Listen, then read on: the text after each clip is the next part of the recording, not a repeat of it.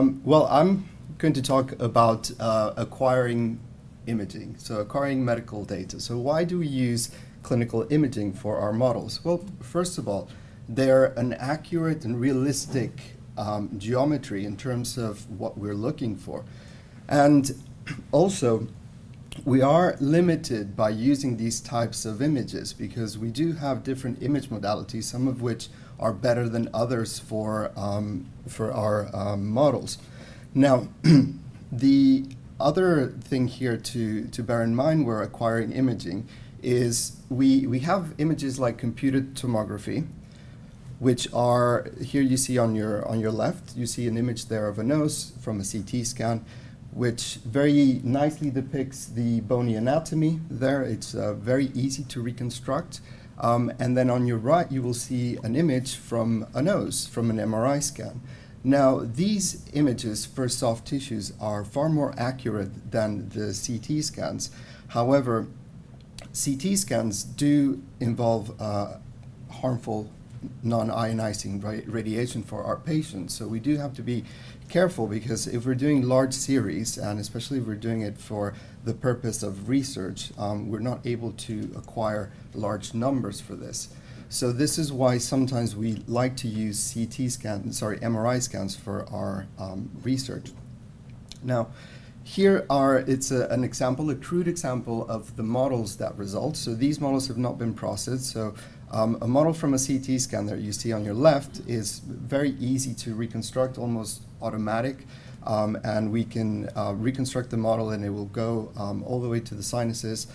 And then the model from the MRI scan is, even though the slice thickness of both of those images is the same, is a bit more difficult to reconstruct. If we start going further down the airway, and we talk about the larynx going down to the thoracic airway, we see that CT scans have a very clear differentiation between what is air and what is soft tissue, so it's easier to reconstruct, especially when we're going further down and in complex cases like this one, where there is pathology in the patient's trachea, and then the trachea is very, very close to another space that has air as well, which is the esophagus. It's much easier to reconstruct the airway from a CT scan here. Now, MRI scans are very sensitive for soft tissues, and also with dynamic scans now we can actually have a more accurate depiction of what the actual geometry looks like.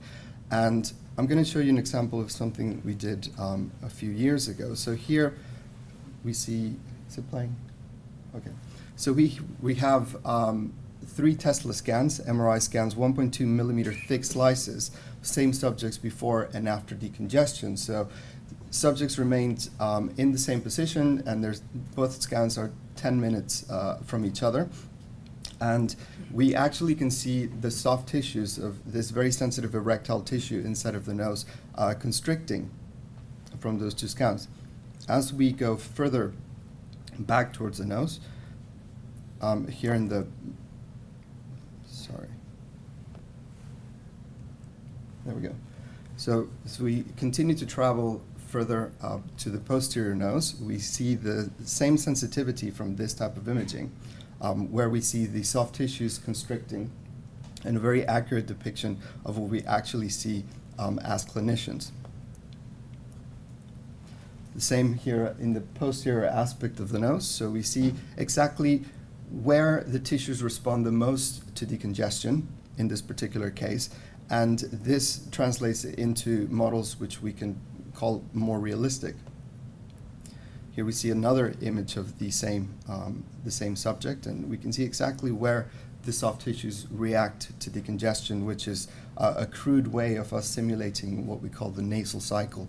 And this would translate into more realistic models that we can use for clinical purposes, and also that provide us with the answers that as clinicians we are looking for.